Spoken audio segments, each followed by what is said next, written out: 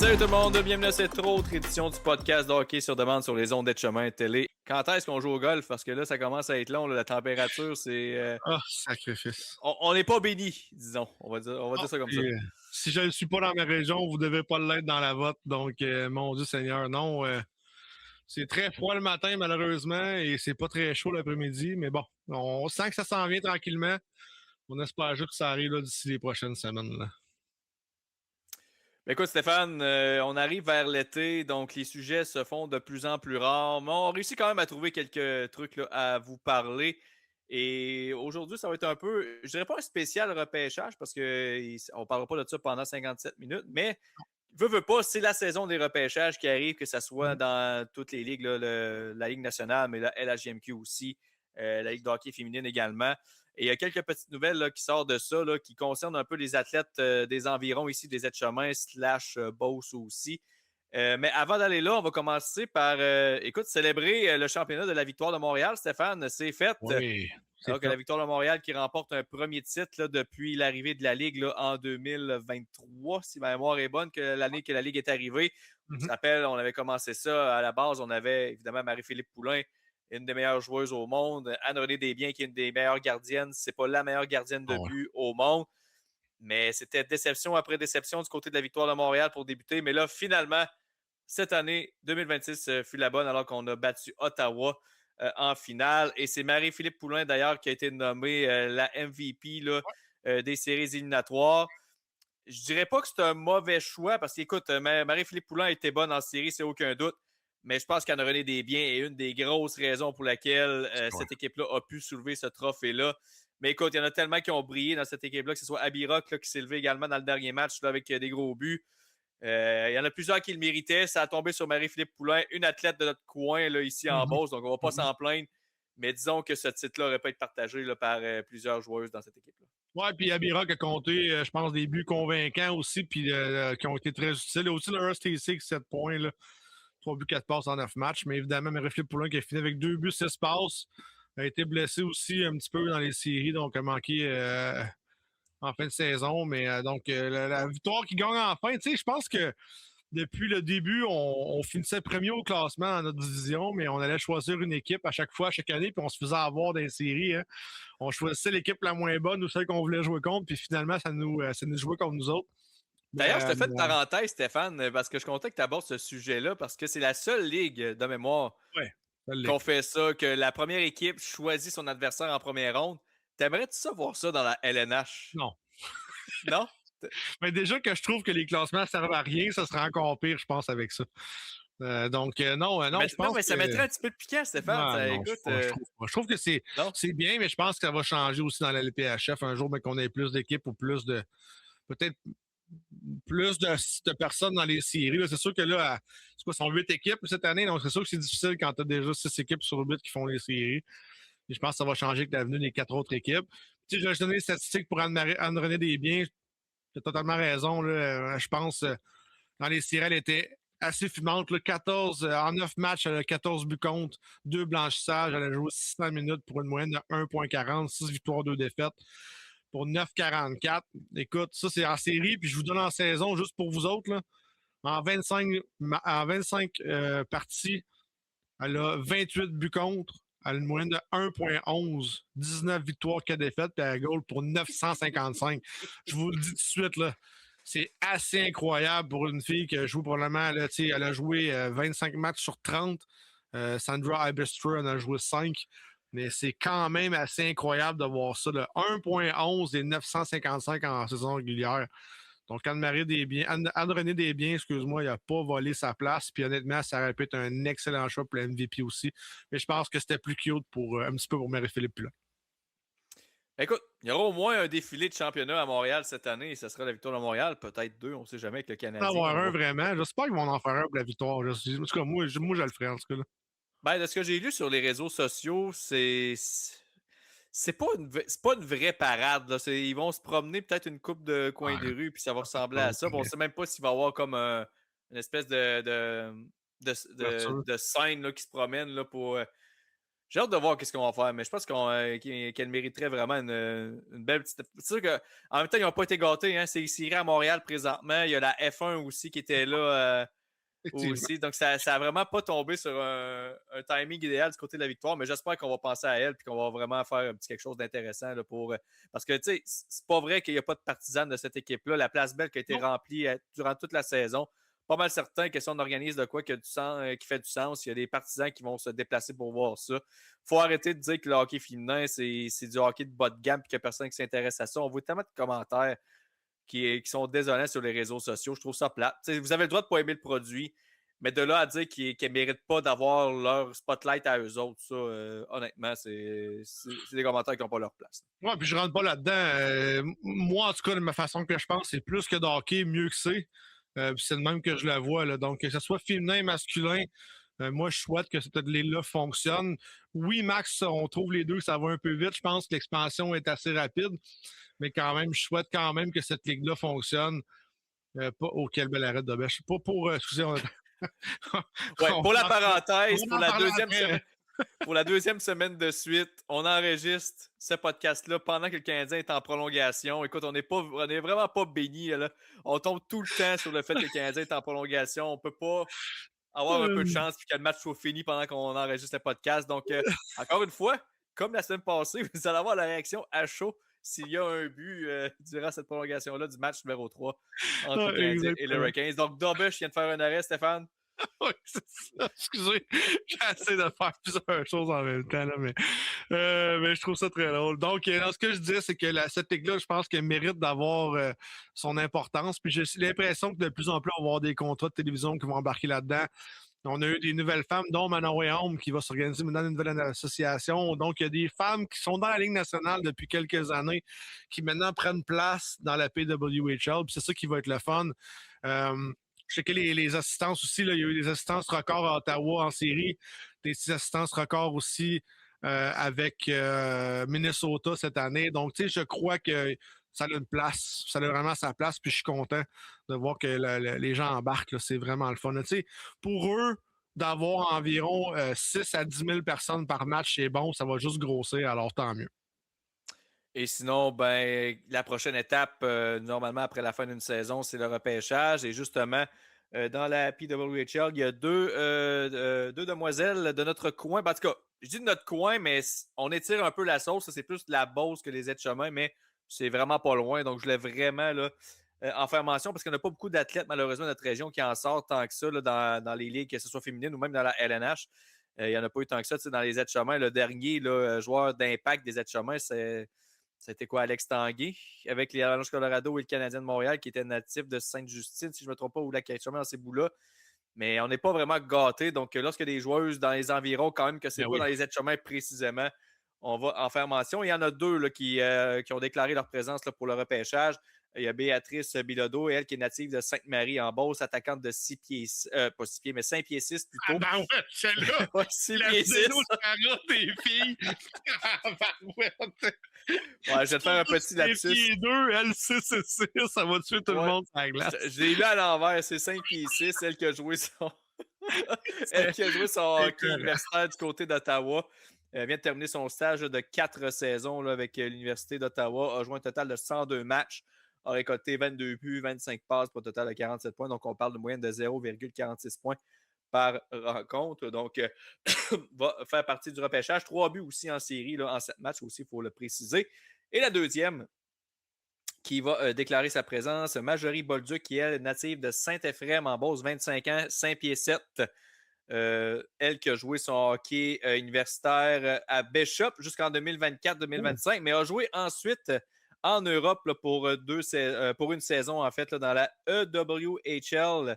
Je crois que c'est écoute, là, dans mes cours de géographie et les drapeaux, là, je suis vraiment pas bon, mais c'est quelque part en Europe avec les Lakers de Carten plutôt.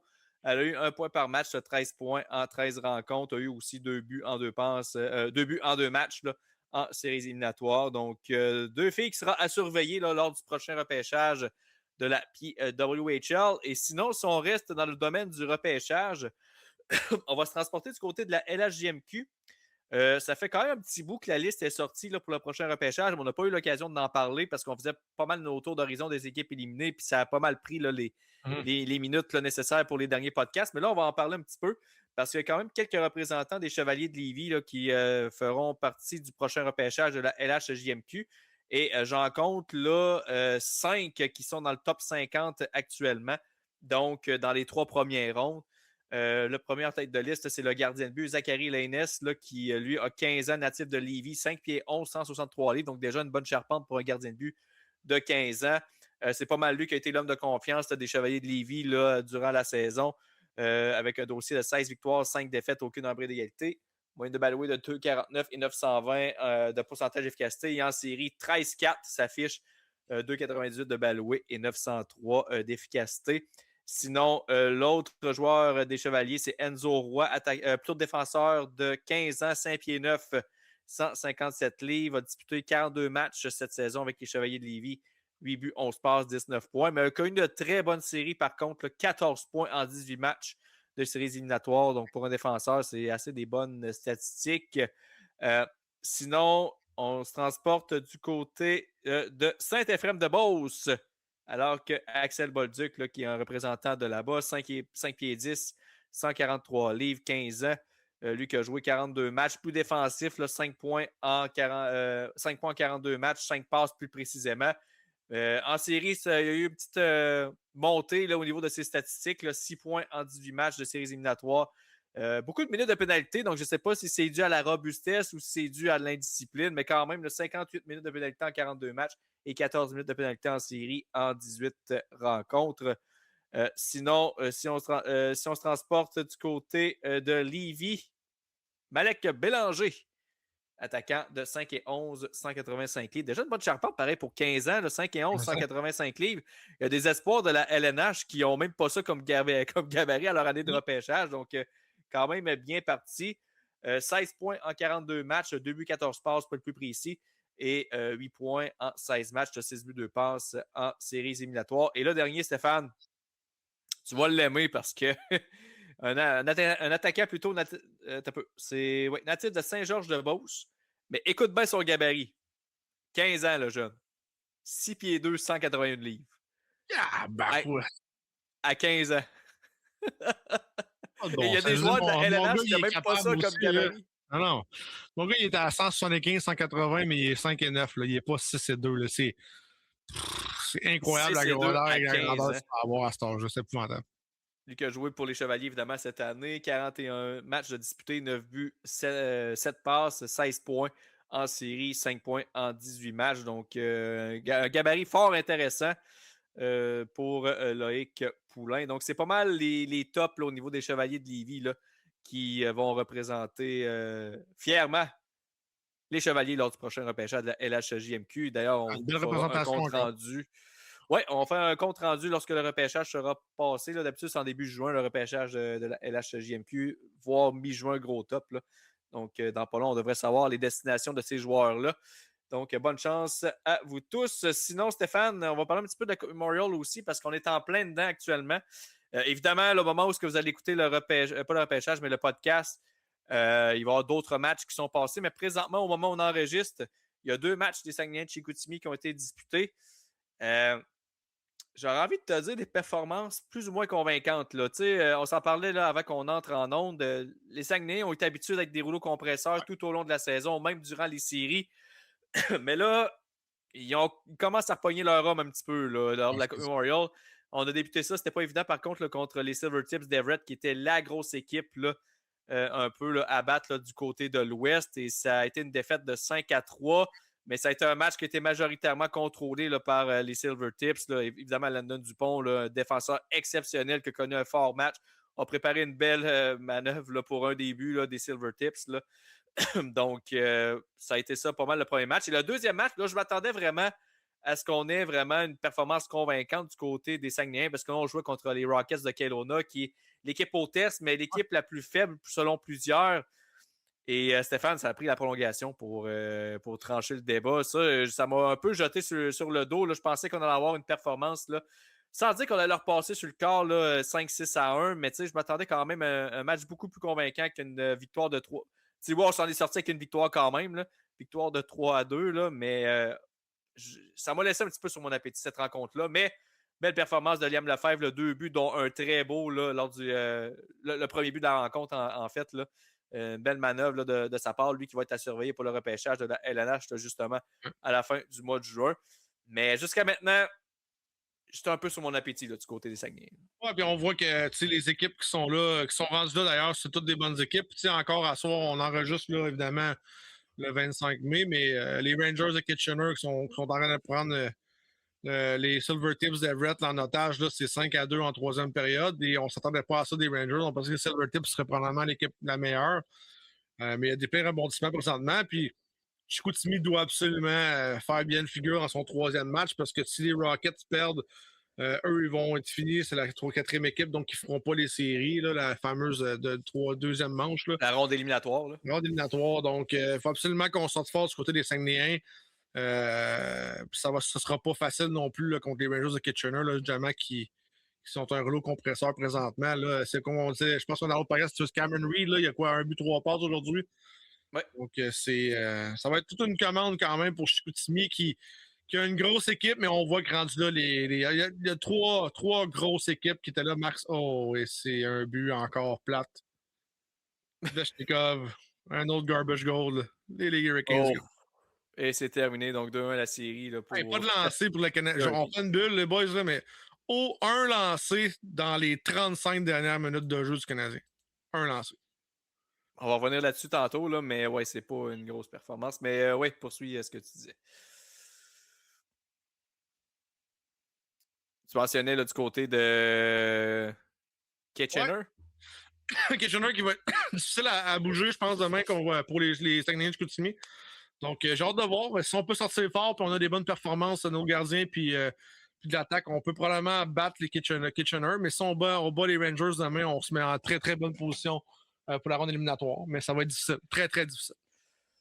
Écoute, Stéphane, tant qu'à parler du Canadien, des Hurricanes et tout ça, eh bien, allons-y avec les séries éliminatoires actuellement. Écoute, je ne veux pas être un peu le gâcheur de party, mais comme finale de l'Est et finale de l'Ouest, en tout cas, moi, je ne sais pas si c'est moi qui ai peut-être les attentes trop grandes, parce qu'évidemment, c'est la troisième ronde, c'est le carré d'as, c'est censé être les grosses équipes, des gros affrontements, des matchs de hockey enlevants. Pas ça qu'on a présentement, honnêtement. Là, je trouve que Canadiens Hurricanes, c'est du hockey plate. C'est les Hurricanes de Caroline, évidemment. C'est pas un style de jeu qui est flamboyant. Honnêtement, c'est loin d'être des matchs contre les Sabres de Buffalo et le Lightning de Tampa Bay. Et pourtant, je trouve que c'est l'équipe qui est la plus prenable, entre guillemets, pour le Canadien parce que c'est pas une équipe qui est super robuste. C'est pas une équipe qui a du talent qui pousse par les oreilles, un peu comme le Lightning. Puis les Sabres, ils en ont du talent, mais leur profondeur n'est pas énorme. Mais ils ont tellement une bonne défensive, puis un gardien de but qui fait le travail, puis on le voit présentement. Là. Encore une fois, ça n'a pas été une grosse performance pour les tirs au but ce soir. Là. Les Hurricanes ont terminé encore une fois avec pratiquement le double là, des tirs au but. Puis c'est un match à domicile pour le Canadien en plus. Donc, tu sais, c'était censé de profiter de cet avantage-là devant tes partisans. Ça a fini 38-12 les tirs ce soir. Tu peux pas gagner une série en tirant 12 fois, puis l'autre fois, c'était 26-12 des tirs, encore une fois, plus que le double. Là. Il va falloir que les Canadiens trouvent un moyen de se créer des choses offensivement parce que présentement, ça ne le fait pas. Là. Ouais, puis il n'y a rien qui se passe. C'est ni figue mi raisin. Il n'y a pas d'émotion. On n'a pas de robustesse. Le premier trio, il est pourri. Suzuki, je comprends pas ce qui se passe. Malheureusement, Dobech est un petit peu seul sur son aile présentement. Et là, il va falloir vraiment faire de quoi du côté du Canadien de Montréal parce qu'on joue vraiment avec le feu. Là. On devrait être l'équipe probablement peut-être la meilleure sur la glace, mais on n'est pas capable du tout. Là. Il n'y a aucune affaire qui marche présentement.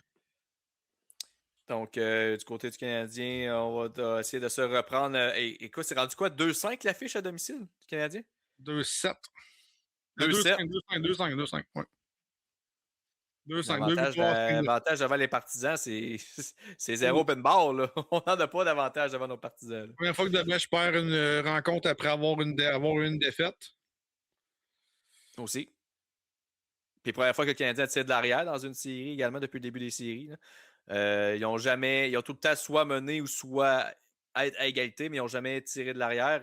C'est à voir maintenant s'il y aura un petit sentiment d'urgence. Parce que si le Canadien devait échapper le prochain match contre les Hurricanes, encore une fois à Montréal, On retourne en Caroline avec un déficit de 3-1.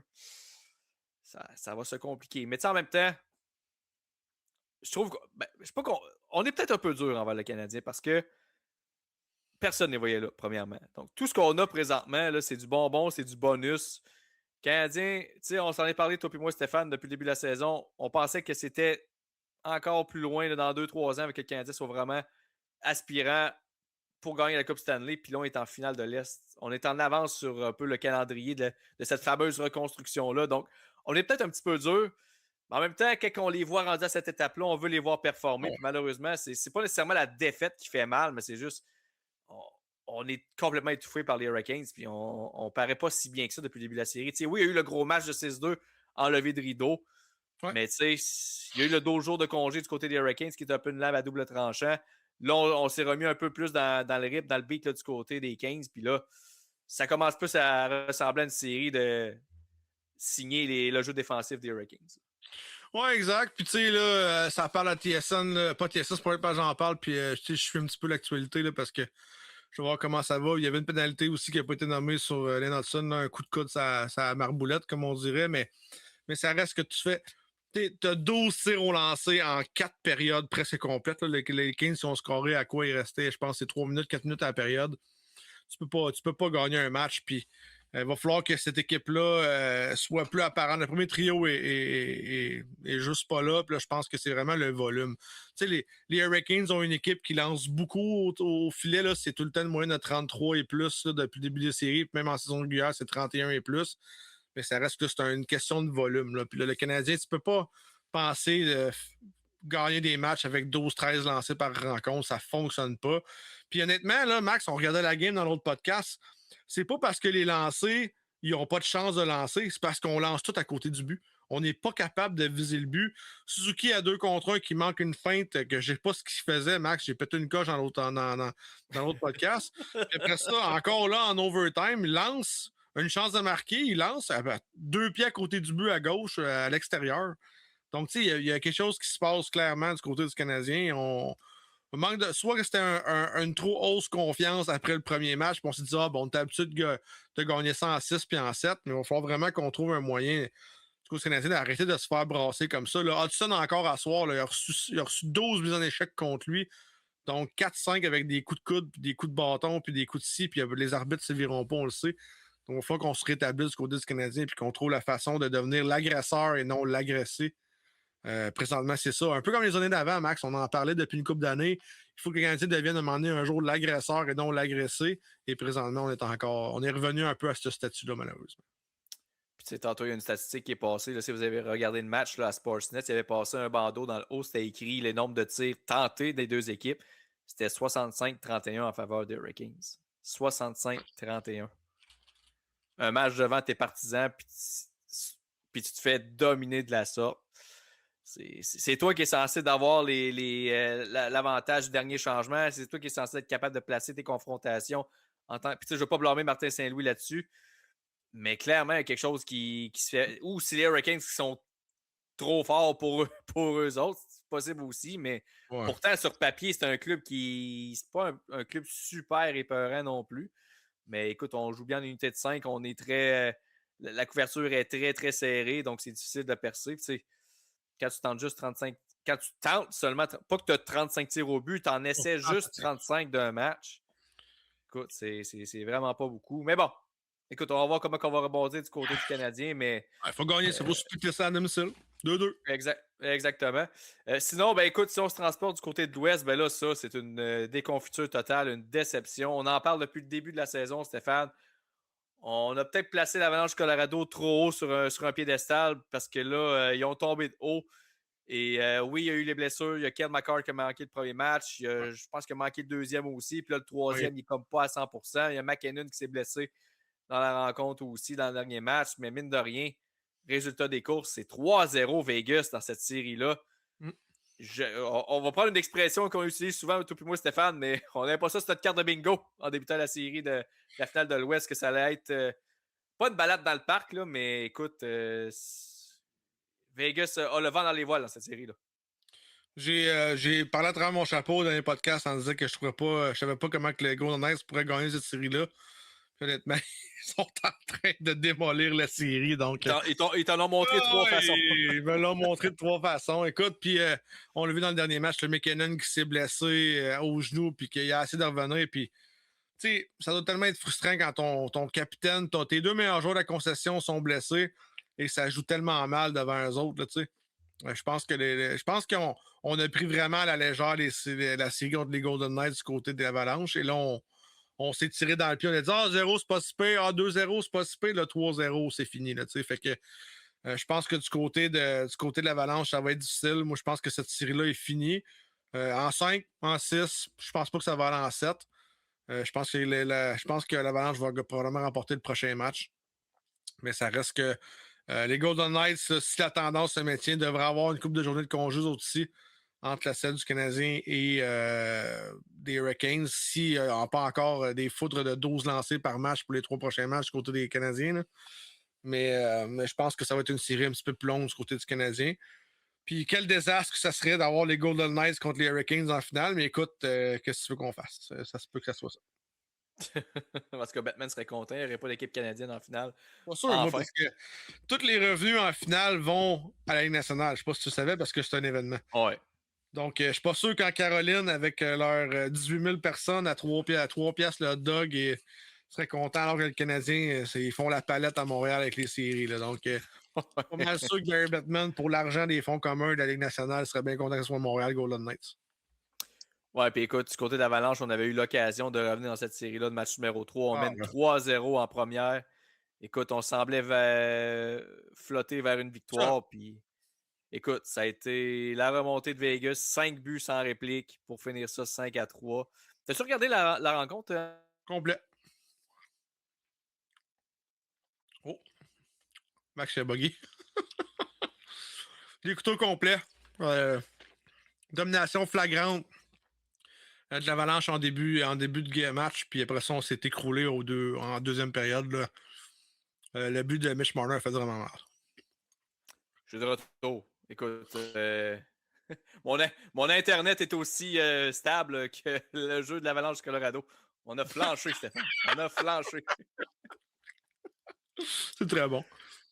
Mais ouais, je t'ai pas entendu, là, mais écoute, t'as expliqué pas mal. Je pense que t'as répondu à la question, j'imagine. J'ai juste dit qu'on a commencé extrêmement fort du côté de l'Avalanche Colorado. Et le premier but a fait mal là, en début de deuxième. Et après ça, le but de Mitch Marner a juste ramené les pendules à l'heure. On a vraiment déculotté ce qui se passait. Puis après ça, on a vu un Avalanche comme shaké. Wedgwood a été mauvais par la suite. Là, je pense que 2 buts qu'il aurait pu arrêter là-dessus. Puis on n'a jamais rien vu après du côté de l'Avalanche. Là, ça a été un 5 buts consécutifs. Les Golden Knights, ça va de l'air tout seul sur la deuxième, troisième période de la glace. Écoute, je viens de penser à ça, mais écoute, imagine si la finale de la Coupe Stanley, c'est entre les Golden Knights et le Canadien. Ça serait le pire cauchemar pour les partisans des Maple Leafs, honnêtement. Mitch Marner d'un bord versus l'équipe que tu as eu le plus dans l'Est. Écoute, ça serait épouvantable d'être un partisan des Leafs si ça devait arriver. Puis encore plus, si Vegas devait gagner et que Mitch Marner gagne le Conn Smythe, ça pour vrai. Honnêtement, je serais déçu que le Canadien perde si ça arrive. Mettons que le Canadien va en finale. Là, je serais le seul scénario que j'accepte si le Canadien est en finale et qu'il perde, c'est si Mitch Marner est nommé le MVP des séries, juste pour voir la tronche des gens à Toronto. Ça serait épique. Mais bon, on se gardera ça. On aura le temps en masse d'en parler cet été.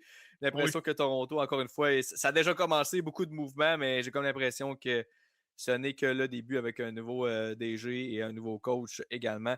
Est-ce qu'il y a des joueurs qui seront échangés? Est-ce qu'il y a des joueurs qui seront signés? On va pouvoir en parler vraiment largement là, dans les prochaines semaines, voire prochains mois. Mais Stéphane, juste pour, pas conclure, mais pour la prochaine partie du podcast, on veut revenir sur les acquisitions qui ont été faites par ces 4 équipes-là dans le carré d'as, parce qu'il y en a certaines qui ont eu d'impact, d'autres un peu moins, d'autres qui n'ont juste pas fait de mouvement, donc il n'y a pas vraiment d'impact là-dessus. On va commencer avec les Golden Knights de Vegas parce que je ne sais pas si c'est avec ici les êtres qu'on en a parlé ou si c'est avec notre autre podcast, mais on a pris des gros risques et pas le choix de dire que ça a fonctionné. Et Carter Hart, pour vrai, il vient de se remettre sur la map solide, honnêtement. Là. Quelle performance en série. Maintenant, est-ce que Comment je pourrais dire ça? Est-ce qu'il est blanchi de tout, honnêtement? Oui, il a été reconnu non coupable. Certains disent, ouais, c'est pas à cause qu'il n'est pas coupable, qu'il n'a rien fait. Puis c'est tout à des gens, des guerriers du clavier sur les réseaux sociaux.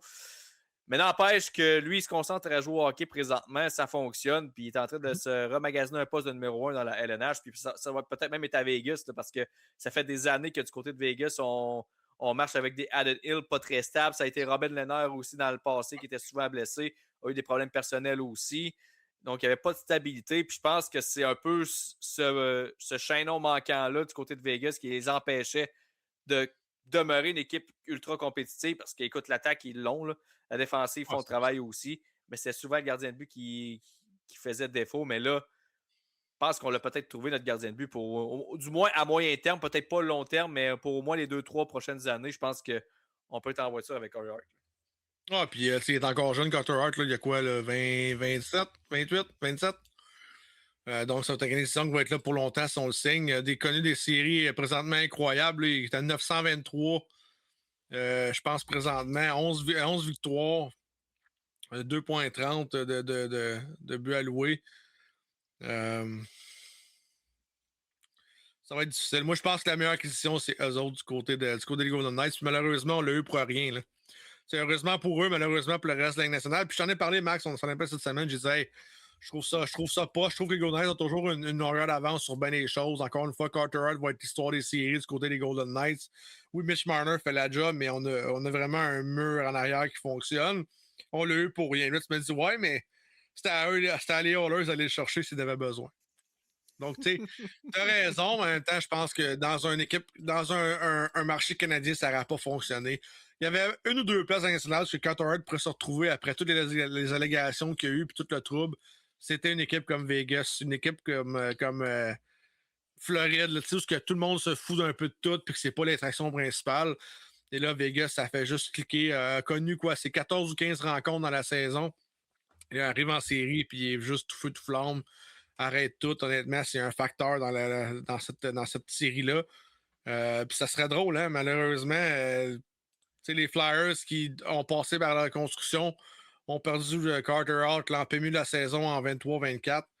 Eux sont en reconstruction, puis ils pourraient gagner la Coupe Stanley. Puis peut-être, mettons, un Conn Smythe, là, si jamais ils continuent comme ça pour la série finale. Donc, écoute, c'est assez impressionnant ce que les Golden Knights ont réussi à faire à chaque année. Là. On a cherché, je pense, des joueurs d'impact cette année avec presque rien, encore une fois. On réussit à tout échanger, qu'est-ce qu'on a, puis on réussit à faire nos bouts de chemin pareil. Une autre transaction que les Vegas a faite, qu'on n'en parle pas beaucoup, mais tu sais, à l'époque, au moment où la transaction a été faite, c'était quand même une transaction majeure parce que, écoute, Rasmus Anderson était le défenseur numéro 1 des Flames. Puis il a eu 30 points en 48 matchs. On savait que lorsqu'elle allait se joindre à Vegas, ça allait être plus difficile sur le plan offensif parce qu'écoute, il y a déjà Shea Theodore qui est là, qui est capable d'aller chercher sa part de points. Il y a Noah Neffin aussi qui est là, qui est capable de chercher sa part de points aussi. Fait que tu sais, on savait que ça allait être plus difficile, honnêtement. Mais quand même, on a récolté là, 17 points en 33 matchs, plus 1. En série, 5 passes en 15 matchs aussi. C'est pas le plus spectaculaire, puis ça n'a jamais été ça non plus sa tasse de thé là, du côté d'Anderson, mais ajoute quand même une bonne profondeur défensivement. Donc ça, il faut quand même le noter. Mais sinon, il n'y a pas eu de grosses transactions à part de ça. On s'est vraiment fié sur nos joueurs actuels. C'est Marner qui a connu Écoute, Marner, c'est un peu aussi la raison pour laquelle Vegas va super bien en série également. Là. Si Vegas devait gagner la Coupe Stanley, pour moi, mon vote, ça irait à Marner. Puis c'est un peu ironique de dire ça parce que j'ai tout le temps craché un petit peu sur Marner pour ses performances en série avec les Leafs. On ne le voyait pas, il était absent et tout ça. Mais là, finalement, on se rend peut-être compte que c'est peut-être un problème plus de culture et de façon de jouer du côté des Leafs que d'autres choses. Parce qu'écoute, c'est le jour et la nuit. Là, avec Vegas, c'est sûr qu'il y a moins la pression de porter cette équipe-là sur ses épaules. Parce qu'il y a déjà Eichel, il y a Stone, il y a Dorofeyev qui sont là. Il y a Barbachev aussi. Mais écoute, c'est le meilleur joueur de Vegas en série. Combien de fois on a entendu les médias de Toronto dire que Marner, c'était pas un joueur de série? Il vous la met dans le YL. Tu comprends ça? Il vous le met direct là. Pour vrai, là, c'est assez incroyable. Là. Je le trouve incroyable. Je le trouve beau à voir jouer. Là, avoir une liberté qu'il n'y a pas eu ailleurs. Tu sais, à Toronto, on dirait que c'était une boîte. Il fallait que tu fites dans la boîte, tu fites dans le petit logo. Puis tout, là-bas, il est comme fais ce que tu veux, let's go. T'sais. On va vraiment chercher le talent de Mitch Marner. C'est un joueur qui est super bon sur 200 pieds. Mais là, offensivement, il crée des grosses affaires avec le Vegas. Puis honnêtement, l'Avalanche en a pas de ça à la tête. Honnêtement, c'est beau à voir du côté des Golden Knights, même si j'aime pas cette organisation-là. Je trouve qu'on dépasse droit, mais ça reste que faut que tu gagnes les Christy de game, puis là, on les gagne du côté de Vegas. Donc, après toi, est-ce que Colorado, ça se termine prochain match ou si. Moi, j'ai dit en 5. Ils vont finir ça probablement à Vegas. En 5. Sinon, ben, si on reste dans l'Ouest, du côté de l'Avalanche Colorado, la grosse acquisition qu'on a fait à la date limite des transactions, c'est Nazem Kadri. Un retour d'ailleurs pour lui, pour Nazem Kadri. On a quand même payé un fort prix là, pour aller le chercher. On a payé un choix de première ronde, un choix de deuxième ronde. On a été chercher, on a expédié plutôt Max Curran qui est un espoir, Victor Olofsson aussi. Donc, quand même beaucoup de stock en termes de quantité. En termes de qualité, c'est moins pire que ça en a l'air. Surtout que le choix de première ronde est conditionnel, puis c'est en 2028, là, donc c'est pas tout de suite. Mais n'empêche, ça a été une transaction qui a aidé l'Avalanche. On ne se comptera pas de mensonges. En saison régulière, ça allait moins bien un petit peu. Là, 9 points en 16 matchs, c'est pas mauvais, mais c'est pas non plus spectaculaire. Mais en série, quand même 8 points en 12 matchs. Là.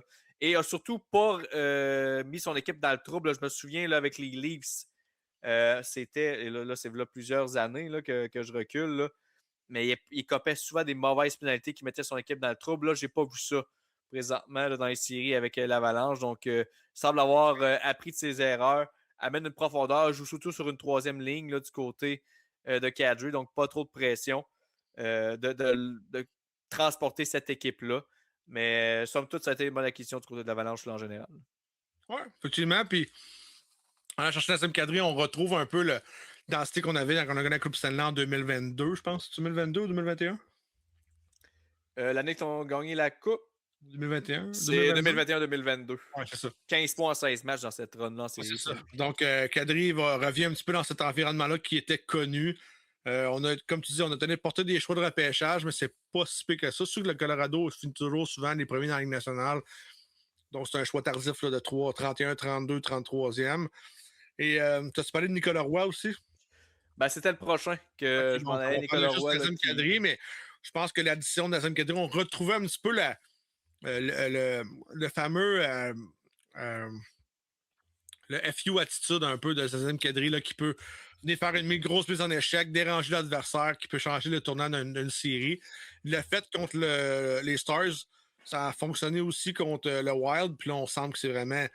On voit que les Colorado sont fatigués aussi. Là. On se fait rentrer dedans pas mal. Il y a beaucoup de mises en échec dans cette série-là. Colorado a quand même 2 rondes de série complètement vraiment difficiles. Là. Je pense ben, c'est là que je m'en allais. Du côté de l'Avalanche du Colorado, c'est pratiquement 3 finales de l'Ouest qu'on a disputées présentement. C'est exactement ça. Parce qu'on a joué contre Dallas première ronde, qui est une équipe qui aurait pu très bien jouer en finale de l'Ouest, qui aurait pu se rendre là si on n'avait pas eu Colorado dans les pattes dès la première ronde. Minnesota, même chose. Et là, c'est Vegas là aussi qui arrive bien préparé. Donc, je pense que l'Avalanche Colorado a eu de loin le parcours le plus difficile jusqu'à maintenant. Parce que c'est, comme j'ai dit, c'est 3 finales de l'Ouest back-à-back qu'on a du côté de Colorado. Ouais. Sinon, ben, Nicolas Roy, écoute, on a payé un autre fort prix du côté de l'Avalanche. Là. Choix de première ronde conditionnel en 2027, un choix de conditionnel 2026 de 5e ronde. Écoute, en saison régulière, ça a donné ce que je pensais que ça allait donner. Là, pas grand-chose. Là, 5 points en 15 matchs, là, 13 minutes de pénalité, 0 de différentiel. Mais en série, par contre, 1 point ou 2 matchs, pour un gars qui est plus étiqueté comme un gars de rôle, même si on l'a employé un peu dans le top 6 là, pour ajouter de la grosseur à ce niveau-là, récolte sa part de points, 3 buts, 3 passes. Je pense encore que c'est un prix cher payé pour ce genre de joueur-là. Mais il n'y a pas nuit en série. Écoute, il a amené une contribution secondaire, ce qu'on a de besoin. Ouais. Donc, écoute, on savait qu'on avait besoin de ce genre de joueur-là. On a payé le prix pour. De toute façon, l'Avalanche Colorado, leur fenêtre, c'est là. Fait que quand même qu'ils gaspillent des choix au repêchage, là, ils vont repêcher de 28 à 32 de toute façon. Donc, ce ne sera pas un choix de top 6, top 10, top 5 non plus qu'ils vont donner. Donc, je suis quand même capable de vivre avec ça, surtout qu'ils amènent une certaine contribution en série. Ouais, 100%. On se transporte dans l'Est maintenant. Écoute, La Caroline, on discutera pas longtemps parce qu'on n'a juste pas fait d'acquisition, à part Nicolas Deslauriers, évidemment, qui est une acquisition là, mineure là, de profondeur. Joue même pas présentement non plus. Donc, c'est pour dire à quel point il n'y a pas d'impact. La meilleure acquisition, ça a été de loin en saison morte là, avec Nicolas Ehlers, le joueur autonome. C'est rare maintenant qu'on a des bonnes signatures de joueurs autonomes. D'habitude, souvent, c'est des contrats qu'on se lie les mains et qu'on se place dans le trouble là, avec ce genre de contrat-là. Mais là, celui-là, Ehlers apporte de l'offensive puis apporte un peu un second souffle là, et permet à des gars comme Aos, Vetchnikov et Jarvis de respirer un peu plus parce que là, on a un autre gars qui est capable de mettre des points sur le tableau. Il y en a 71 en 82 matchs cette saison, mais on a ajouté 6 en 10 en série, dont le but vainqueur lors du match numéro 2 là, contre les Canadiens. Euh, donc, Ehlers, honnêtement, ça a été une belle acquisition du côté des Hurricanes. Et on a ressenti son départ du côté des Jets. Là, il manquait de punch offensif. Puis il aurait manqué un Ehlers, justement, du côté de Winnipeg. Donc, chapeau du côté des Canes qu'on a réussi à mettre la main sur ce morceau-là. Ouais, puis c'est un gars qui a fait beaucoup de rapidité. Là. On l'a vu dans le match, le deuxième match contre le Canadien, a créé vraiment sa propre espace. Et c'est un gars qui va apporter un petit peu de profondeur. Avec les Jets, il a connu des bonnes saisons, mais surtout fait beaucoup les séries avec les Jets. Donc, c'est un gars qui a beaucoup d'expérience quand même du côté de la Caroline. Ça vient compléter un petit peu un troisième trio explosif avec un gars comme Martinook qui est un petit peu plus lent là, et Jordan Stahl. Donc, ça apporte un peu plus d'ouverture à cette équipe-là présentement. Et du côté du Canadien, écoute, ça a été quand même tranquille à la date limite des transactions, mais est-ce que c'est Ken Hughes qui a fait les meilleures acquisitions cette année? Écoute, c'est sûr que quand Carter Hart du côté de Vegas puis Rasmus Anderson qui apporte une belle profondeur à la ligne bleue, c'est dur de comparer puis de mettre un avantage aux Canadiens. Mais pour les gens qui ont critiqué Ken Hughes d'avoir rien fait à la date limite des transactions, souvenez-vous de la transaction de Philippe Danault contre un choix de deuxième ronde. Et aujourd'hui, Danault connaît ses meilleurs moments en série pratiquement. En saison, ça a été plus difficile. On sentait qu'il cherchait un petit peu, mais là, on voit l'apport d'un vétéran de la sorte. Là, puis on parle quand même de 10 points en 17 matchs pour Danault qui joue sur une 3 avec des gars comme Anderson, qui oui, va marquer des fois, mais pas. C'est pas un joueur offensif, c'est pas un dynamo comme un Debidov, un Caulfield, un Suzuki. Joue avec Texier aussi, qui est un bon joueur également, mais encore une fois, c'est pas l'élite du côté du Canadien, mais Texier et Danault, qui ont pratiquement rien coûté aux Canadiens, ont coûté un choix de 2 parce que le reste, ça a été un contrat du côté de Texier, ce qu'on avait racheté du côté des Blues de Saint-Louis. Écoute, ça a été 2 solides prises pour pas cher, mais qui rapportent là, pour le Canadien. Là. Ah, 100%, puis t'apportes un petit peu peut-être l'expérience que tu n'avais pas du côté du Canadien pour un petit peu avancer la reconstruction puis avancer les séries. Ça apporte tes fruits présentement. Texier, ça a été, je pense, une bonne addition offensive. C'est sûr que c'est peut-être pas ton meilleur joueur défensif, mais Danault va combler un peu ce mal-là. C'est les mises en jeu importantes en fin de match, comment contrôler un jeu, comment ralentir le jeu, comment enlever un petit peu le stress. Il forme un très, très bon duo avec Anderson. On était un petit peu absent ce soir là, dans la rencontre, mais c'est deux gars qui peuvent apporter un petit peu de l'eau au moulin quand c'est le temps. On reconnaît aussi quand c'est le temps de faire les bons moves. On doit calmer le jeu aussi des jeunes. Dans un gars comme Hudson qui est vraiment ciblé présentement, on peut au moins parler avec lui. Donc, je pense que c'est une belle acquisition, puis ça apporte vraiment de la stabilité facilement à l'organisation du Canadien. Puis je pense que c'est un peu à cause de ces acquisitions-là qu'on a avancé plus rapidement cette année en séries éliminatoires. Mais là, la grande question, Stéphane, on fait quoi avec Danault, par exemple? Parce que là, il lui reste encore une année de contrat. Fait que on l'a encore, là, ce contrat, pour une saison. Donc, on va pouvoir bénéficier de son expérience, son leadership et tout ça. Mais on fait quoi après que son contrat se termine? Est-ce que le Canadien doit absolument le garder ou si c'est un peu à la lumière? Parce qu'écoute, on sait que 2027-2028, c'est là que le changement, le tournant se fait du côté du Canadien en termes de vétéran versus jeunesse. Parce que là, tu as Gallagher qui son contrat fini. Danault, son contrat se termine. Anderson, son contrat se termine. Kirby Dax, on ne le re-signe pas cette année à long terme. Si, mettons, on le signe juste un an là, pour voir qu'est-ce qu'il peut donner pour la prochaine saison, ben, deviendrait joueur autonome sans compensation en 2027-2028. Ensuite, bon, ça, c'est Carrier sans défensif, mais tu sais, il va falloir en garder des vétérans. On ne pourra pas juste mettre des jeunes non plus, mais est-ce que OK, je vais te poser la question autrement. On va y aller avec un petit débat là-dessus. Là. Gallagher, Dano, Anderson, tu gardes qui là-dedans et tu laisses aller qui? Est-ce que tu gardes quelqu'un, en fait, ou si tu laisses aller les trois?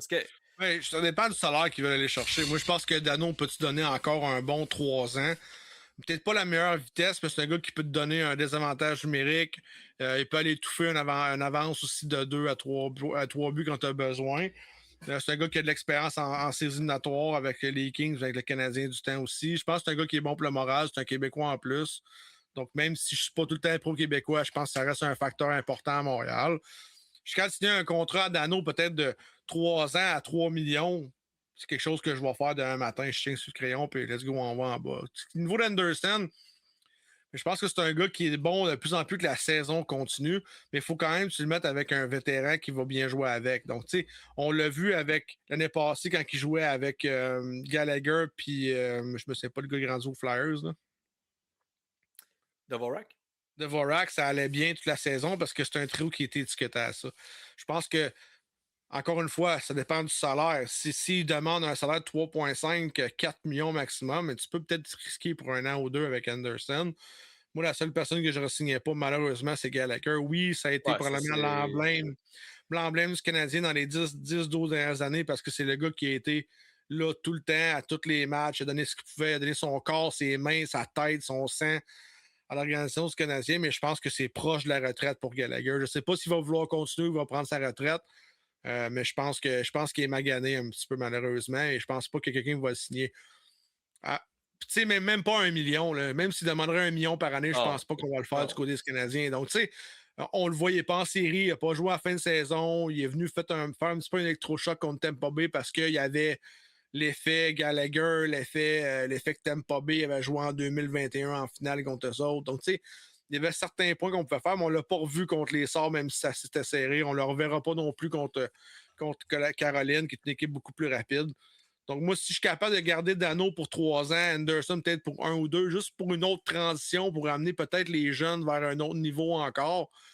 Parce qu'on l'avait dit, Max, autres, on pensait 2028-2029 pour les finales de la Coupe Stanley. On est plus proche cette année. Mais je pense que le Canadien va être meilleur dans 3 ans encore plus, puis va plus talonner dans les top 4, top 5 de la Ligue. Ça pourrait être une belle transition que ces deux joueurs-là là, pour les 2-3 prochaines années. Anderson, je suis tellement embêté pour vrai parce que tu sais, Stéphane, j'étais le premier à être sur son dos puis à dire qu'il ne servait pas à grand-chose. Mais en série, puis ça fait 2 ans qu'il fait ça. La Switch se met à on en série. Si le gars accepte une réduction de salaire, parce que je pense pas qu'il vaut quand même 5,5 millions, là, je pense que son rendement est en deçà devrait être. En fait, le contrat devrait être en deçà de 5,5 millions pour le rendement qu'il apporte. S'il peut accepter un 3 ou 4 millions pour encore 2-3 ans, je serais prêt parce qu'évidemment, c'est bien beau, le Canadien a plein de relèves qu'on dit, tout ça, mais il faut que ces joueurs-là soient prêts pour la LNH. Puis présentement, je regarde dans la Ligue américaine, chez le Rocket de Laval, je vois pas de jeunes joueurs qui cognent à la porte. Peut-être un Florian Jacquet sur une 4, mais à part Luke Tuck, je ne sais pas si Luke Tuck a... le gars dans le gros centre, là. C'est Tyler Thorpe. Tyler Thorpe, ouais. Mais je ne sais pas si Thorpe a la vitesse et les habiletés pour jouer dans la LNH. Je pense. C'est un bon point. J'ai comme l'impression qu'il va peut-être étiqueter joueur de la Ligue américaine, mais je me trompe peut-être. Là. Mais tu sais, je pense que Jacquet, c'est lui qui a peut-être plus un avenir là, dans la LNH comme joueur de soutien. Mais comme joueur top 9, tu sais, Joshua Roy, moi je pense qu'on a jeté la serviette du côté du Canadien. Là. Il a eu ses chances, malheureusement, il les a pas pris. Puis ça me fait mal à dire ça parce que c'est un gars de la Beauce, justement. Un gars que je voulais tant qu'il réussisse. Mais à un moment donné, il faut enlever les lunettes roses puis voir qu'il y en a eu quelques chances. Il y a un été, entre autres, qu'il y avait toutes les chances du monde. Il y avait un poste dans le top 9 quasiment garanti. Puis finalement, il s'est fait coiffer par Emil Heinemann. Et à partir de ce moment-là, on n'a jamais été capable là, de reprendre le dessus du côté droit, même s'il s'est entraîné fort, même s'il avait maigri, il avait changé son entraînement et tout ça. Moi, je pense que son contrat se termine cette année. Je ne serais pas surpris que le Canadien fait juste le laisser aller et qu'il va avoir une autre opportunité avec une autre organisation là, dans la Ligue américaine. Philippe Méchard, c'est un flop, honnêtement. Là, ça fait 2 saisons qu'il est disponible en série puis qu'on ne le fait pas jouer du côté du Rocket. C'est un choix de première ronde. Puis on n'arrête pas de dire le fameux cliché que les choix de première ronde ont tout le temps toutes les chances du monde de se faire valoir. Ben, du côté de Méchard, c'est pas le cas. On le laisse de côté quand ça compte le plus. Donc, pour moi, c'est un gros désaveu du côté du Canadien. Puis, je suis quand même surpris que personne n'en parle là, dans les points de presse. Je comprends que c'est pas l'espoir le plus excitant et le plus prometteur, mais ça demeure quand même un choix de première ronde. Qu'est-ce qui se passe avec lui? Est-ce que le Canadien a un plan avec lui? J'ai comme l'impression que la réponse est non. Ensuite, tu as Vinzenz Rohrer, qui est un Autrichien qui devrait jouer cette année à temps plein avec le Rocket. Bonne saison avec le Rocket.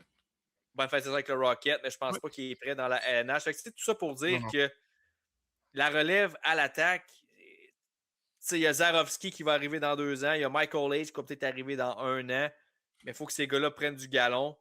Mais à court terme, l'an prochain puis dans 2 ans, est-ce que le Canadien a tant de jeunes que ça qui sont prêts? Je pense pas. C'est pour ça qu'il va falloir peut-être penser à un plan là, avec ces vétérans-là, puis peut-être en garder quelques-uns pour s'assurer qu'il y ait une transition qui se fasse.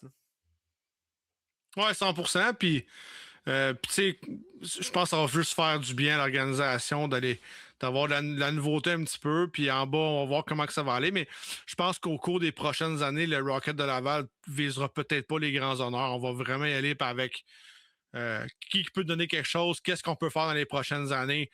On a beaucoup, beaucoup de points d'interrogation, je pense, dans le Rocket. On avait des gros repêchages quand même.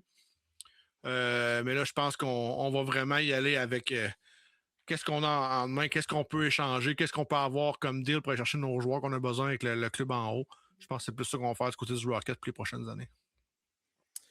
Sinon, si tu regardes, il y a Bryce Pickford qui arrive l'année prochaine, qui a eu une grosse saison de WHL. Savoir s'il va être bon, lui. Savoir s'il va être bon, lui, dans une ligue professionnelle. Ça m'intéresse. Est-ce que Rainbacker peut rester en santé et prendre une coche? Mais tu sais, ça, c'est en défensive. En défensive, je pense qu'il y en a quelques-uns qui cognent à la porte. Tu as Engstrom, ça fait des mois qu'on dit qu'il devrait être prêt pour la LNH, mais malheureusement, il est toujours pris en arrière, n'a pas bien paru, puis a eu une blessure aussi avec le Rocket récemment, donc ça n'a pas aidé non plus. Est-ce que Rainbacker peut prendre une coche? Il y a Pickford qui arrive. Il y a Luke Middlestad que le Canadien aime beaucoup. C'est un choix de 7e ronde, par contre. Là, fait qu'il faut quand même tempérer nos attentes, mais c'est un défenseur de profondeur que l'organisation aime beaucoup. Du moins, Francis Bouillon en a parlé à quelques reprises là, dans les points de presse qu'il aimait vraiment. Il y a eu aussi du temps de jeu avec le Rocket en fin de saison, a bien paru également. Donc, très hâte de voir, mais on commence à voir la fin un peu de cette reconstruction-là du côté du Canadien. Hein. On a Davidoff qui est arrivé, Hudson est arrivé, Slav est là. Là, comme j'ai dit, la dernière vague, ça va probablement être Age, peut-être Zarovski. Puis après ça, disons que c'est. Écoute, la prochaine étape, j'aurais pas de te le dire en joke, Stéphane, mais la prochaine étape, ça va être Connor McDavid qui va tester le marché des joueurs autonomes. Honnêtement, si je suis Canadien de Montréal, je veux le faire. Là. Je veux le faire, là, puis je vais le répéter. Si je l'ai fait ici, je vais le faire à l'autre podcast, je vais le répéter ici. Si jamais McDavid s'en va à Montréal, je deviens fan du Canadien de Montréal. C'est sûr et certain. Hey, juste imaginer McDavid dans le bleu, blanc, rouge, au Centre Bell, pleine vitesse, fait des jeux, toi. Les billets de saison vont coûter une fortune. Veux-tu qu'on en parle, les prix des séries actuellement? Ah non, mais je veux dire, les billets de saison sont déjà chers. Si McDavid je le sais, mais en tout cas. Hey, imagine. McDavid, Demidov sur une même ligne. Écoute. Juste à y penser, je vois déjà les faits saillants dans ma tête des jeux spectaculaires que les deux pourraient se faire entre eux autres. Ça serait quand même assez épique là, de voir ça. Mais écoute, il y a une réelle possibilité, mais c'est quand même. Je refuse de croire que les Oilers vont pas tout faire pour le garder. Maintenant, est-ce que lui va vouloir rester là-bas? Ça, c'est une autre question. Mais je pense que c'est plus ça l'affaire. Est-ce que lui va vouloir rester là? C'est plus ça l'affaire. Ben, c'est sûr que je pense que son bon chum Leon va faire tout dans son pouvoir pour le convaincre. C'est déjà fait. Là. Je pense que déjà là, ils sont en pêche les deux avec Carey Price. Puis, je veux dire, lui, il doit être là pour dire reste aussi avec eux autres. Là, je veux dire, Léon Dojardin, c'est sûr que l'organisation va tout faire. Le problème, c'est est-ce que j'ai les éléments? Est-ce que c'est sûr que le gros éléphant dans la pièce, c'est Daniel Nurse. Là. On va se le dire, là, ce contrat-là fait extrêmement mal à l'organisation. Reste à voir, Ecom va probablement prendre sa retraite d'ici 1 an ou 2. Donc, on a du gros travail à faire du côté des Oilers, mais est-ce qu'on a vraiment le directeur général pour le faire? Laissez-moi en douter. Bah, moi, j'ai envie de te dire que la réponse est non. Là. Honnêtement, à la lumière de ce qu'on a vu dans les dernières saisons, c'est pas qu'on n'essaie pas du côté des Oilers, mais c'est un peu comme le dicton, c'est pas que tu travailles pas, c'est que tu travailles mal. Ben, du côté des Oilers, c'est ça, c'est pas qu'ils essayent pas, mais ils essayent mal. Je veux dire. La transaction Skinner puis Jarry, c'est épouvantable. Puis en plus, ils sont pris avec Jarry pour une autre saison. Il n'est même pas joueur autonome sans compensation, donc tu es pris avec, tandis que Skinner était sans contrat. Donc au moins, si tu ne l'aimais pas tant que ça, ben, tu avais juste pas le re-signer à la fin de la saison, puis c'était merci, bonsoir, puis tu as de l'argent disponible. Mais là, non, tu as un gardien qui était encore sous contrat, puis c'est quoi son salaire? C'est 5,4, je pense, le salaire à Jarry. J'ai pas Puckpedia devant moi, là, mais c'est pas juste 2 millions. Là, il occupe quand même une partie de ta masse salariale. Et fait que là, ça t'handicape, puis ça t'empêche de t'améliorer ailleurs aussi, dont la défensive, dont la profondeur à l'attaque. 5,375. C'est ça, c'est quand même 5 millions qui est sur ta masse pour un gardien que tu ne sais pas à moitié garder les buts. Là. Ah, puis t'as Jack Campbell en dead cap là, qui va te coûter encore 2,6 l'année prochaine. Donc, fait que t'as Jack Campbell, Tristan Jarry qui vont te coûter les deux ensemble 8 millions. Un qui sert à rien, puis l'autre qui est pourri. Ça va bien. Ça va très bien. Ben écoute, Stéphane, c'est sur ces belles paroles-là qu'on va se laisser sur le fait qu'il y en a un qui joue pas puis l'autre qui est pourri. Donc, vous pouvez retenir ça comme citation principale du podcast. Mais sinon, sans blague, merci encore une fois de votre support, de votre écoute. N'hésitez pas à vous abonner à la chaîne des Chemins de télé et aussi notre chaîne d'hockey sur demande si vous voulez d'autres contenus, dont notre watch party du match numéro 3 entre le Canadien et les Hurricanes. Malheureusement, on n'aura pas eu le match complet, mais vous aurez eu la réaction ici du but gagnant. Mais cette fois-ci, ça n'a pas tourné de la bonne façon. La semaine passée, c'était le but de Newhook en prolongation contre Buffalo qui propulsait le Canadien en finale de l'Est. Mais là, c'est une défaite de 3-2 en prolongation. Et les Hurricanes qui mènent 2-1 la série. On va se reprendre mercredi, j'en suis sûr. Mais en attendant, je vous souhaite une très belle semaine en général, mais une belle semaine de hockey aussi. Et on se dit à la semaine prochaine pour une autre édition du podcast de hockey sur demande. À plus tout le monde. Salut tout le monde, bonne semaine.